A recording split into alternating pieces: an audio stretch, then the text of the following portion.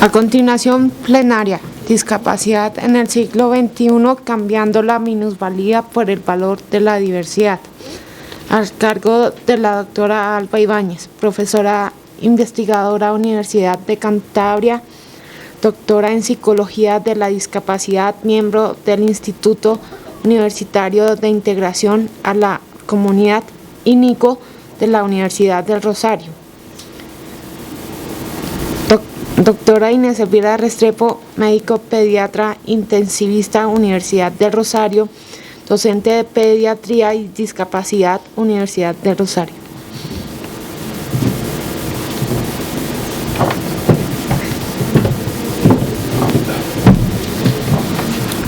Bueno, muchísimas gracias.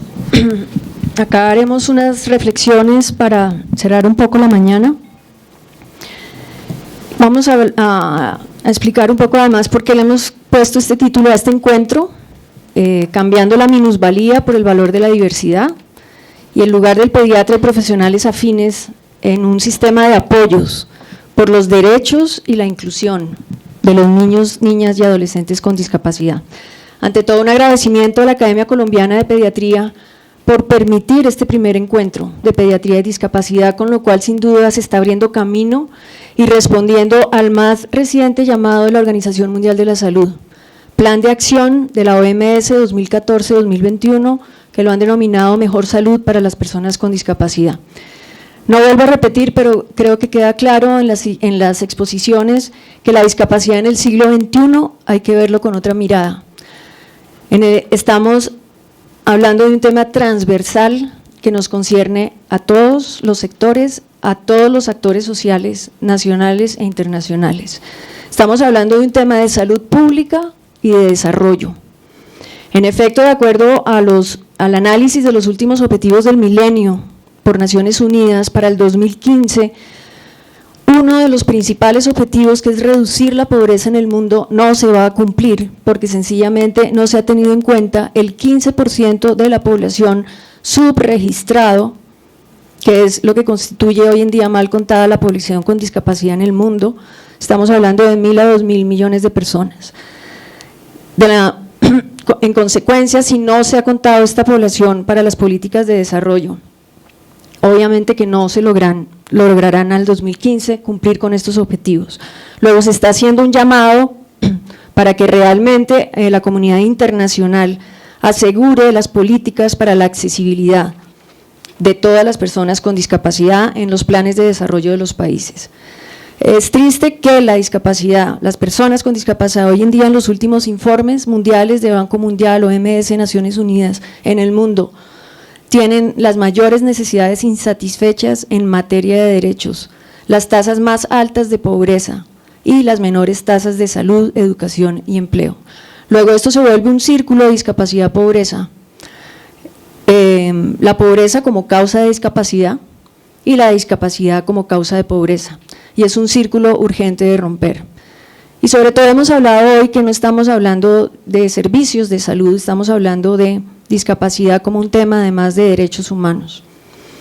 Hemos visto que la población, y son informes mundiales hoy en día, con discapacidad son los grupos más discriminados, más objetos de violación de sus derechos y su dignidad, además de la violencia, abuso, prejuicio y explotación. De allí que con la doctora Albita más adelante, que viene de España, nos va a profundizar un poco más qué es este tema de la convención.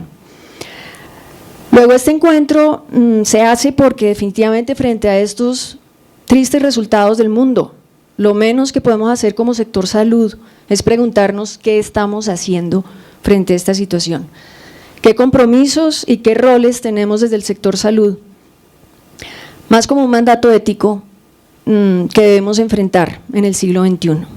Cambiar la minusvalía por el valor de la diversidad implica que estamos hablando de un cambio de miradas, de actitudes, de prácticas que históricamente se han fundamentado en modelos de déficit, de lo que le falta al otro, de lo que no tiene, de enfermedad, de la carencia, a un replanteamiento de valor social, del reconocimiento de lo humano en el otro, indistintivamente de su forma particular y única de ser, hacer, estar en el mundo. Estamos hablando de reivindicar la dignidad de todo ser humano y el valor social de lo diverso. Estamos abordando también la discapacidad como un concepto en evolución, que trasciende el concepto de problema de salud bajo un modelo exclusivamente médico, si bien, como hemos visto, el tema médico biológico es fundamental para hacer las cosas a su debido tiempo y de manera adecuada. Pero históricamente hemos reducido a la persona a objeto pasivo de asistencia y de cuidado. Tenemos que empezar a transformar las miradas a un modelo social, donde la discapacidad, como haremos énfasis más adelante, hoy en día resulta de una falta de garantías para la inclusión y la participación social plena de la persona como sujeto de derechos, y como bien dice Jaime, eso no se hace así nomás, eso implica un trabajo y una voluntad política. Estos cambios nos exigen entonces también replantearnos un cambio paralelo de nuestro rol como profesionales de la salud y del sector además, frente a estos nuevos paradigmas y demandas, ya que nuestras prácticas evidentemente no han evolucionado, ni al ritmo que han evolucionado las personas que tienen discapacidad en el siglo XXI y de estos nuevos conceptos. ¿Cómo entonces trascender nuestra mirada asistencialista, médica, exclusivamente rehabilitadora, a la de convertirnos en cogestores fundamentales en una estructura de apoyos que permitan la proyección y el pleno desarrollo de la persona, reconociendo nuestro papel fundamental como profesionales de la salud? Para esa familia, inicialmente, en el caso de ser médico general o pediatra, reconociendo nuestro rol fundamental para dar un norte, para dar una carta de navegación realista y esperanzadora, cuando muchas veces lo que hacemos hoy en día es limitarnos a dar un diagnóstico como una sentencia o un problema. Tenemos que volverlo un reto y una oportunidad. Y por último, lo más evidente en este encuentro es la visibilización de los invisibles. Hoy somos los profesionales quienes venimos a consulta, a escuchar lo que tienen para decir los protagonistas, siendo fieles a los principios de la Convención de Derechos de Personas con Discapacidad. Nada sobre nosotros sin nosotros.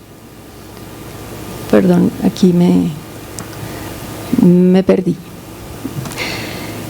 Involucrar a los niños, niñas, adolescentes y en general a las personas con discapacidad en la toma de decisiones que les afectan no solamente como beneficiarios, sino como agentes de cambio social. Es la premisa de este encuentro y por eso están aquí.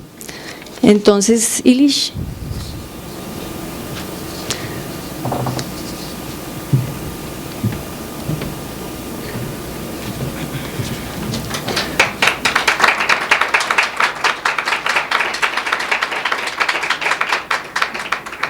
Buenos días, primero que todo.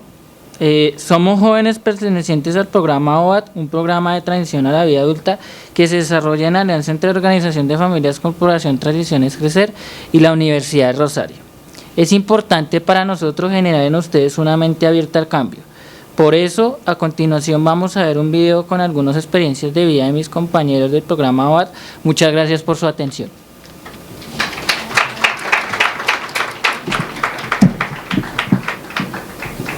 Compromiso, ¿no?, que nos convoca realmente saber cómo cambiar. Y cuando yo pienso y planteo con mis estudiantes el por qué no cambiamos, podemos identificar muchas resistencias individuales y grupales, pero todo ello se llega a sintetizar en tres estamentos grandes. Uno de ellos es que uno no cambia cuando no conoce cómo hacerlo diferente, ¿no? Así que creo que esta oportunidad de comprender la discapacidad desde múltiples miradas es una oportunidad única y esperamos que este no sea solo un encuentro, un primer encuentro, sino que se sucedan muchos encuentros con abordajes mucho más completos de lo que aquí por tiempo vamos a poder abordar, ¿sí? Y la segunda parte, también de este pequeño paréntesis que os pido, tiene que ver con un agradecimiento, creo que sincero y cercano, pues a la doctora Inés Elvira Restrepo, porque yo creo que ella representa muy bien esa esencia de cambio, y el cambio implica, pues eso, ¿no? Ella conoce de primera mano muy bien este tema Y no solo que conoce, sino que hace el esfuerzo de poder llevarlo a la práctica y de querer hacerlo. Y ese querer no es algo que podamos elegir, de si queremos o no queremos, sino que es una obligación, porque está marcado desde un panorama internacional de Convención de Derechos. Bien, cierro paréntesis y ahora sí doy paso a este segundo punto de nuestra presentación con una pregunta provocadora. ¿A qué tipo de salud tiene derecho una persona con discapacidad? Bien. Seguramente cuando escuchamos el término salud, se nos viene rápidamente la asociación con medicina. Pero no podemos olvidar que la Organización Mundial de la Salud ya la define desde una mirada más amplia. La salud es un estado completo de bienestar físico, mental y social. Así que realmente su significado implica que es un estado ideal, pues difícilmente alcanzable, ¿no? Y que sería más bien un objetivo más que una realidad en la mayoría de nosotros. Así que salud no es ausencia de enfermedad, salud es esto, este objetivo, y salud vamos a entenderla no como un bien que se compra o se vende, sino como un derecho. Y hablamos de un derecho porque realmente estamos viendo que a pesar de que en 1948 surge una Declaración Universal de Derechos Humanos, ha habido grupos de población, entre los que están las mujeres, los niños y las personas con discapacidad, que no han recibido el mismo trato que hemos recibido una gran mayoría. Así que surgen, por tanto, una necesidad de convenciones específicas para este tipo de grupos. Surge una Convención sobre los Derechos del Niño en 1989, surge recientemente, y es la primera convención del siglo XXI, una Convención de Naciones Unidas sobre los Derechos de Personas con Discapacidad. Y no solo estamos hablando de un nivel y un panorama internacional, sino que también tenemos una ley estatutaria reciente, del 27 de febrero, la Ley 1618, que aterriza y converge y entra en sintonía con la Convención Internacional de Derechos de las Personas con Discapacidad. Así que no vamos a hablar aquí solo del artículo 25 de salud de la Convención Internacional, porque, como hemos dicho, el concepto de salud, es un concepto mucho más amplio, ¿sí? Así que la salud, el ámbito de la medicina y de los pediatras, es una pata, va a tener una responsabilidad X, pero hacerlo realidad, llegar a este estado completo de bienestar implica tener una visión transversal y ponerlo en práctica no solo el artículo 25, que tiene que ver más con servicios de salud, sino otros artículos, como va a comentar la doctora Inés Elvira. A continuación, otros artículos que realmente permitan alcanzar ese estado completo, ¿sí?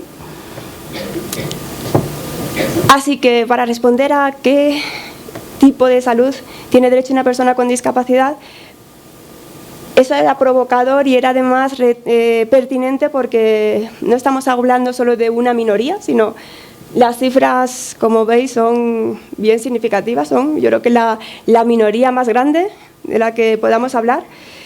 Hablamos de 1.000 millones de personas y hablamos de que cuando estamos refiriéndonos a discapacidad, no hablamos de una persona con discapacidad, hablamos de la familia, del círculo cercano también sobre la que va a impactar, y por lo tanto hablaríamos de 3.000 millones de personas que conviven diariamente con discapacidades. Puesto que estamos en un contexto de pediatría, en una etapa de menores de 18 años, señalar algunas cifras. Alrededor del 10% de niños y jóvenes, unos 200 millones padecen discapacidad sensorial, intelectual o mental. Aproximadamente el 80% viven en países en desarrollo. Y si nos centramos en esta etapa que nos convoca, alrededor de 93 millones de niños viven con alguna discapacidad moderada o grave. Así que tenemos un gran reto que nos exige una obligación y un compromiso. ¿El por qué una convención específica? Porque hasta ahora otras declaraciones, como he dicho, universales de derechos humanos no tenían un compromiso jurídicamente vinculante para llevar a efecto estos derechos. Así que esta convención es la norma universal que todos tenemos para comprometernos y convirtiendo así esto en una obligación. Lograr esta promesa de la equidad mediante la inclusión implica pasar por una serie de procesos, que sea aprobar, ratificar y poner en práctica estos derechos. Ya alguna imagen ya fue expuesta por alguna profesora o alguna ponente anterior, pero voy a señalaros pues algunas diferencias o algunos matices que tiene este panorama internacional de compromiso, ¿no? 155 países han firmado la Convención. ¿Qué significa firmar la Convención? Significa que tienen la intención de tomar medidas para poder analizar realmente esta Convención y poder ver cuánto de cercanos o lejanos están las leyes internas, ¿sí?, del propio Estado, pero no es algo jurídicamente vinculante. Jurídicamente vinculante implica una ratificación, ¿sí? Así que de esos 155 que han firmado la Convención, ratifican, es decir, se vinculan jurídicamente 130, y luego todas las convenciones tienen también un protocolo facultativo. ¿Qué significa ello? Que tienen un instrumento que complementa ese compromiso, ese acuerdo, mediante unas disposiciones adicionales en respuesta a ese reglamento interno que tiene ese determinado Estado, ¿sí?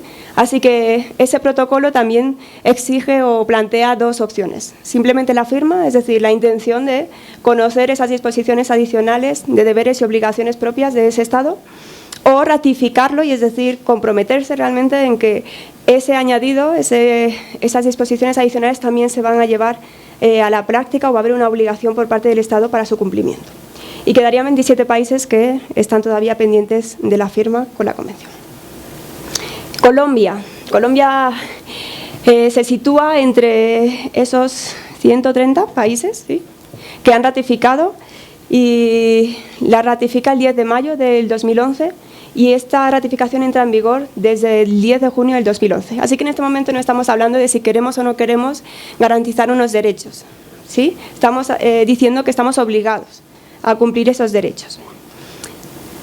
¿Qué más os diré de la Convención? Pues que rescata en la esencia unos términos que deben ser claves.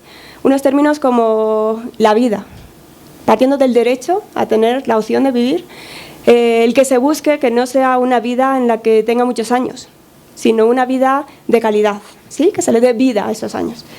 Que reconozcamos ante todo a las personas, no son discapacitados, son ante todo personas, que les demos la igualdad y oportunidad de participar y de tener pues, las mismas opciones que tenemos el resto, y en un espacio inclusivo, ¿sí?, olvidándonos ya de dejarlos aparte, segregados, marginados, incluidos, participando.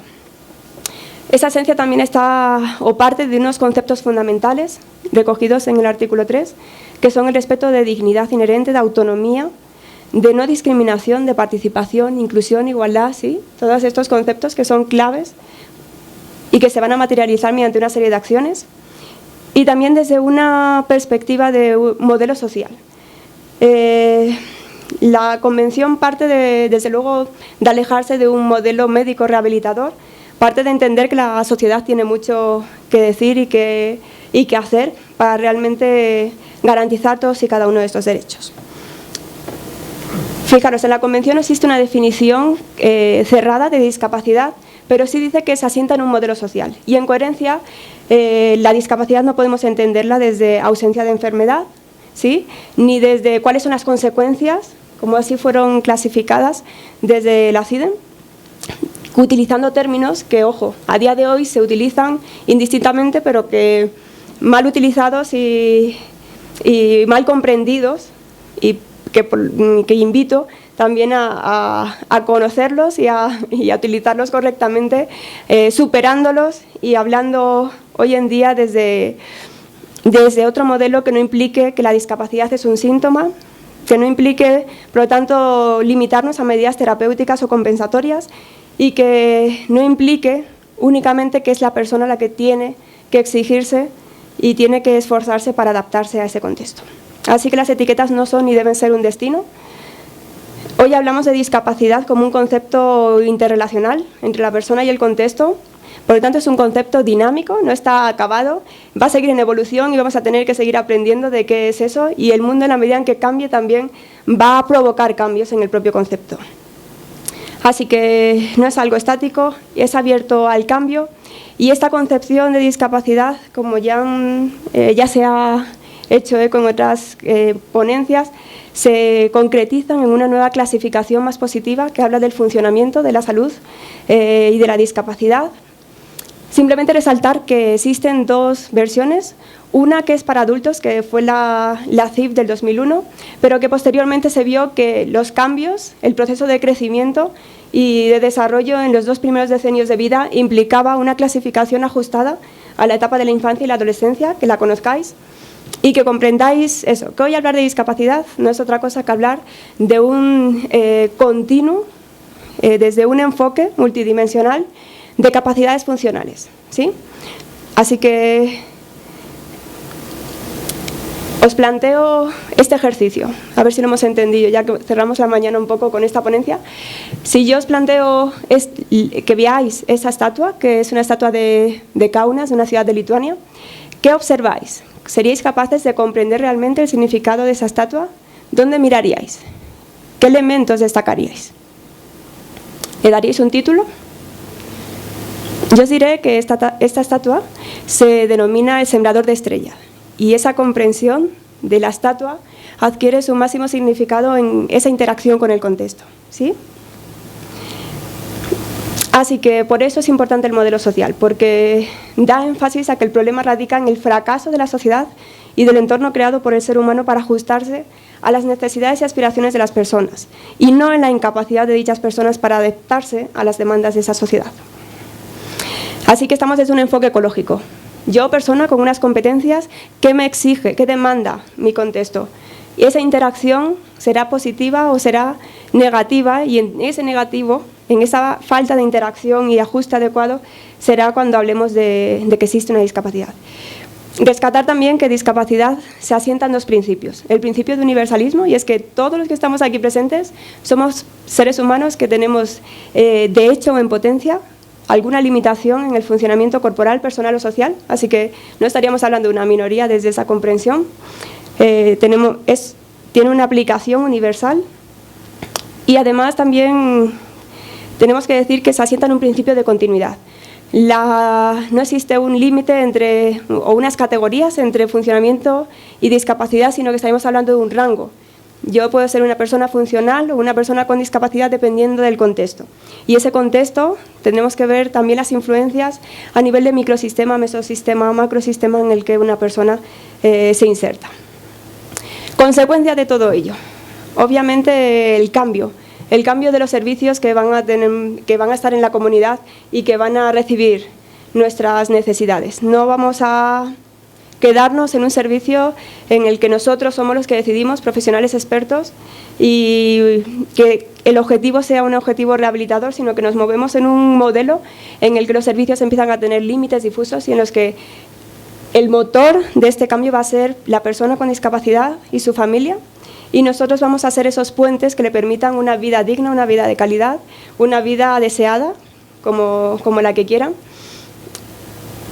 Así que nos movemos hacia esa evaluación de necesidades. Es una necesidad el tema de salud, y por eso estamos aquí, porque además de ser una necesidad existente, es prioritaria por las consecuencias que tiene, así que tendremos que planificar nuestra acción e intervenir con un objetivo, lograr unos resultados de mejores calidad de vida, de mejores resultados personales. Por último, de todo subyace que hay una necesidad de garantizar realmente el protagonismo de esa persona en su propio proyecto vital elegido, bajo el principio de dignidad, promoviendo su autonomía personal y fomentando la elección de una vida independiente en un contexto comunitario. A continuación doy paso a la doctora. Bueno, muchísimas gracias, y ya llegando al final de la mañana, yo solamente voy a hacer un enunciado muy rápido, no para detenerme en profundidad en cada uno de los artículos de la Convención, sino para que dimensionemos el reto que tenemos frente a esta realidad. Lo voy a hacer además tratando de seguir como un camino de ciclo vital, para que miremos un poquito cómo desde el comienzo, tal vez, si estamos hablando de un chico que nace con algún tipo de discapacidad, empezamos tal vez a vulnerar algunos de sus derechos. Esto solamente quiere mostrar el inmenso reto que, como decía el doctor Collazos, nos espera para un trabajo articulado e intersectorial. Artículo 31, recopilación de datos. No tenemos datos, no sabemos quiénes son, dónde estamos, y eso hace completamente imposible que podamos articular realmente las políticas públicas. La invisibilidad origina y perpetúa gran parte de las privaciones que sufren los niños y niñas con discapacidad. Podemos nombrar algunas cosas como un certificado de discapacidad, que hoy en día es ley y obligación de las EPS consignarlo en el carnet para recibir algunos beneficios. En mi consulta diaria me someto todos los días a una serie de barreras en este sentido. Solamente para hablar del tema de estadísticas. Si no hay estadísticas, seguiremos con inmensas poblaciones en la invisibilidad. Pocos países disponen de información y es un problema al que hace alusión Naciones Unidas. Es una urgencia empezar a registrar. Aquí se vienen haciendo algunas iniciativas, pero todavía falta mucho y hay mucha desarticulación en este sentido por lo mismo, porque si hacemos un consenso de qué entiende cada uno por discapacidad en este salón, seguramente cada uno va a dar una definición diferente. Se ha hecho un gran esfuerzo por el mundo por adoptar la CIF y los conceptos que ustedes acaban de escuchar de manera muy general para que se incorporen a los censos. Falta incorporarlos en el tema de niñez y adolescencia. Luego, las estadísticas son difíciles de comparar. Bueno, aquí no terminaríamos nunca, pero solamente vamos a revisar algunos de aquellos de accesibilidad al sistema de salud. Preguntarnos si realmente tenemos una cobertura de salud universal, si el enfoque es multisectorial, si realmente hacemos servicios centrados en las personas y en las necesidades, no en los servicios y en los diagnósticos como seguramente lo seguimos haciendo. Y creo que el testimonio de todas las personas que pasaron hoy fue maravilloso. Tenemos que trascender a los diagnósticos y conocer realmente a las personas y sus necesidades. El diagnóstico es muy importante, sí, para estructurar apoyos, no para excluir y no para sentenciar. Luego tampoco hay estrategias para el diagnóstico temprano y oportuno, creo que eso quedó muy claro. Es lamentable que se nos estén pasando diagnósticos tempranos o de prevención primaria en discapacidad también por medidas básicas de salud pública, herramientas de evaluación de neurodesarrollo, programas de acompañamiento a la familia, nos lo ha reiterado Jaime Collazos, la familia debe ser el eje fundamental. Las personas con discapacidad no son de las instituciones, no son de los médicos, no son de los centros de rehabilitación.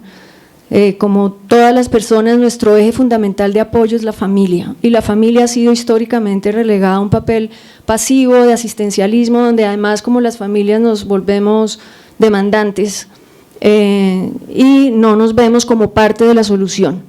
Entonces hay que identificar y fortalecer todo ese trabajo de familia, empezando por saber que la mirada hacia la discapacidad comienza en la familia. Si nosotros nuestros hijos los vemos con lástima, sin dignidad, pues así los verá la sociedad y no podemos pretender algo distinto.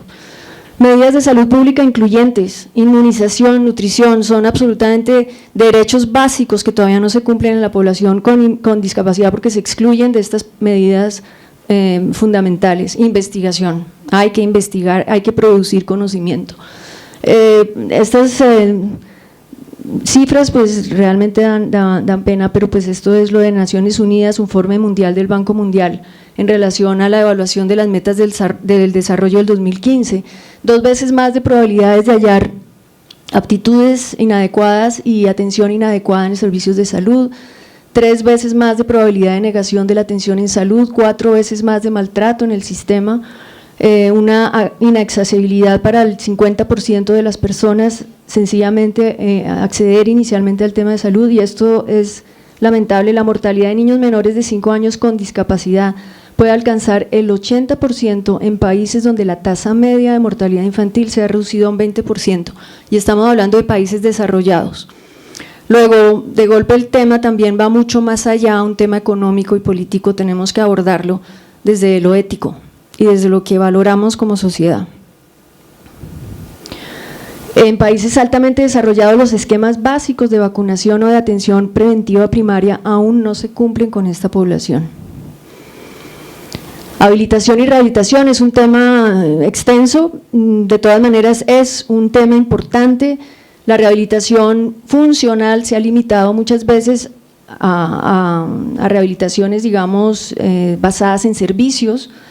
Se está trascendiendo a toda una política de rehabilitación realmente integral, rehabilitación basada en comunidad, que permite eso, que las personas salgan de centros y se vayan a vivir en sus comunidades. Tal vez sería unos mecanismos que hacen además mucho más económico y sostenible este tema, en que en vez de que una persona se tenga que desplazar 1 hora del sur al centro para llegar a los 10 minutos de la terapia física en la IPS, el personal o el recurso humano o la red de apoyo esté en el parque y acompañando a esa familia, a ese niño, a mostrarle que el niño tiene derecho a estar en el parque subiendo y bajando una escalera o un rodadero, y probablemente sería entonces no 10 minutos sino media hora de optimizar sus habilidades jugando, como es el derecho de cualquier niño. Entonces, pues este es un tema que da para toda una reunión específicamente para eso. Igual los sistemas de rehabilitación son muy inaccesibles para la mayoría de las personas, siguen siendo servicios muy dedicados exclusivamente a lo funcional, si bien es fundamental, pero debemos extender más allá la mirada con una desarticulación muy importante, y eso lo sabemos todos, eso nos pasa igual en la medicina, unos vemos los ojos, otros los oídos, otros el corazón, la barriga, y se nos olvida que detrás está el individuo, y servicios supremamente centralizados. Nuevamente, programas centrados en los servicios, sin poca medición y estandarización de su impacto real en las necesidades de las personas, y las necesidades de las personas son de ellas y tenemos que empezar por conocerlas en su entorno. Y programas que históricamente, por lo que veíamos de venir de un modelo exclusivamente clínico, han sustituido el derecho a la educación. Entonces vemos personas que llegan a los 50 años, 60 años y todavía están en instituciones de rehabilitación, cuando finalmente han debido estar involucrados en todo un sistema educativo desde su primera infancia. Bueno, mujeres, el tema de género es gravísimo y es uno de los puntos particulares de la convención y de todos los llamados hoy en día. Los países reconocen que las mujeres y las niñas sufren lo que se llama doble discriminación y marginación. Muchísimos más riesgos de ser sometidas a abusos, violencia sexual, frecuentemente además por las personas que las cuidan o en caso cuando muchas veces están institucionalizadas. Este artículo 7, niños y niñas con discapacidad, hace alusión de no subestimar el potencial de las personas con discapacidad. Estamos hablando de reconocer sus facultades evolutivas. Acá tenemos un grupo de jóvenes con discapacidad intelectual del programa, no de niños. Tendemos a infantilizar a las personas. Y para esto pues obviamente tenemos que hacer un esfuerzo inmenso en que se eduquen, en que tengan acceso a la información accesible y apropiada y a participar de sus propias decisiones. Figuras como pues o temas fundamentales para empezar a definir desde el sector salud, interdicción, que es la figura que hoy en día, si bien fue inicialmente construida para una defensa del patrimonio, se ha desvirtuado y desnaturalizado y se usa en general para suprimir, digamos, la capacidad de la persona para decidir sobre sus cosas más básicas de la vida. Esto amerita una revisión importantísima de cara a la convención. Ni que hablar de los derechos sexuales y reproductivos. La esterilización forzosa en discapacidad intelectual sigue siendo una práctica común. La infantilización, como decía. ¿Cuántos consentimientos informados vemos en las estructuras de salud para discapacidad intelectual, para discapacidad visual, auditiva, haciendo los ajustes razonables que deben tener cuando se va a hacer algún tipo de intervención? Igual reconocimiento ante la ley. Estamos hablando hoy en día que no hablamos de las personas con discapacidad como objetos de servicios, estamos hablando de sujetos de derechos. Luego los estados deben garantizar que las personas con discapacidad deben conocer sus derechos y se deben hacer todos los ajustes razonables para que esta información le pertenezca a ellos. Bueno, protección contra la tortura, trato inhumano, explotación y violencia y abuso, respeto a la privacidad. Esta premisa es importante, todos los niños con discapacidad deberían ser considerados como un grupo de alto riesgo para establecer casos de violencia y abuso. 3.6 veces más de ser víctimas de violencia física y 3 más de padecer violencia sexual, y esas cifras aumentan si estamos frente a discapacidad intelectual. Respeto al hogar y a la familia, esto amerita todo un congreso, los invito porque ojalá muy pronto lo hagamos. Es la prevalencia de estereotipos, mitos y patologización de la sexualidad, pasar de mitos de seres asexuados a seres hipersexuados. Los invito el sábado, donde vamos a exponer 2 proyectos de investigación, uno de la Universidad del Rosario sobre imaginarios y estereotipos en discapacidad intelectual frente a la convención, y el doctor Jaime Collazos hablará también sobre un estudio interesante de la Universidad Nacional sobre sexualidad en la población sorda. Tenemos que empezar a investigar para saber ampliar y realmente formular estrategias.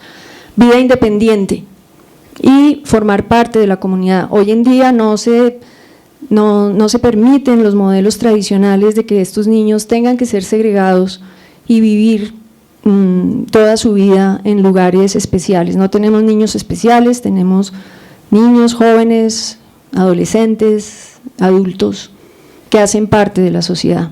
Luego, el tema de institucionalización y segregación es un claro ejemplo de vulnerabilidad frente al tema de los derechos hoy en día.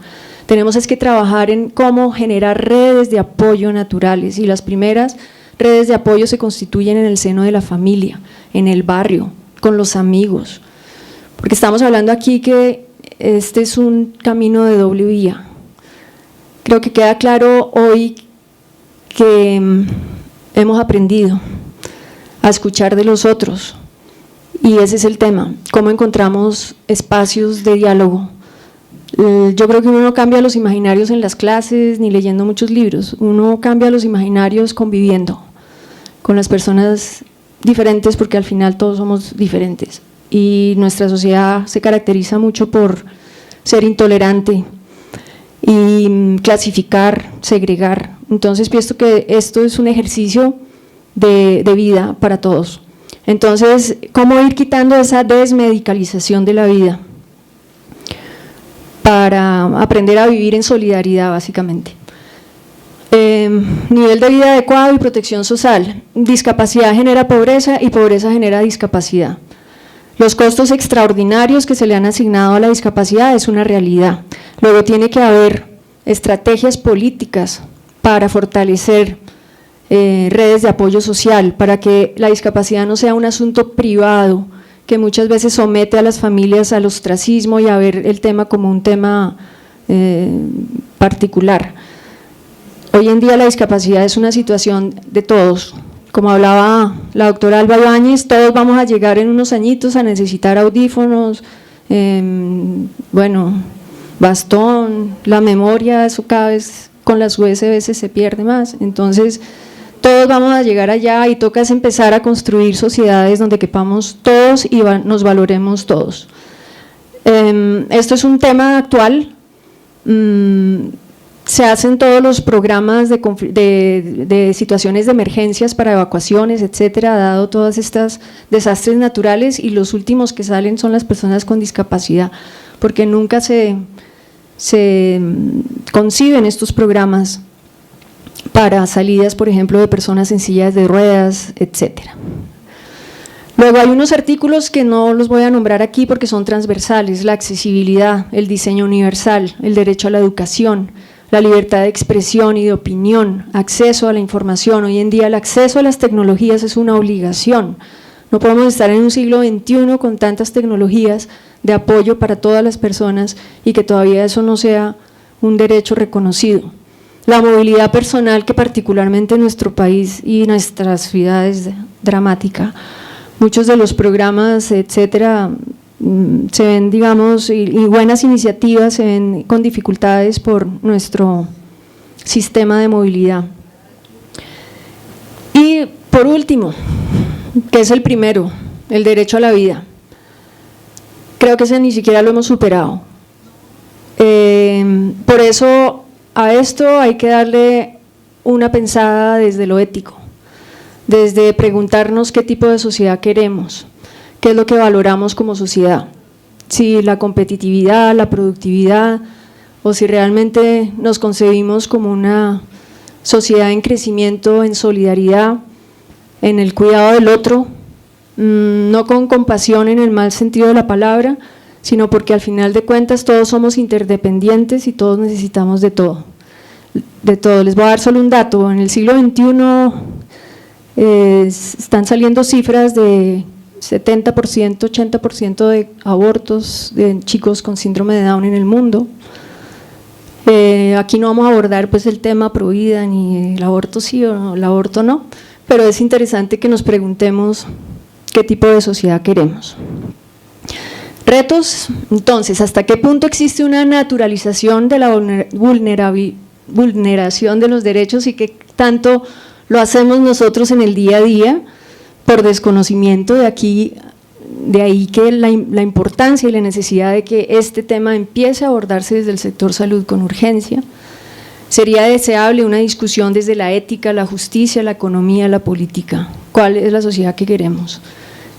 Bueno, somos el cambio, así eso no parezca.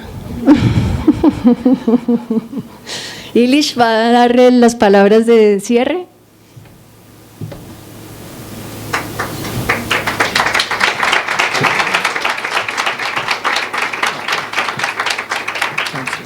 Si tú quieres, puedes. Si yo quiero, puedo. Cuando queremos, entre todos podemos. Doctores y doctoras, bienvenidos a nuestra consulta. Les invitamos a participar del primer encuentro de pediatría y discapacidad. Muchas gracias por permitirnos participar.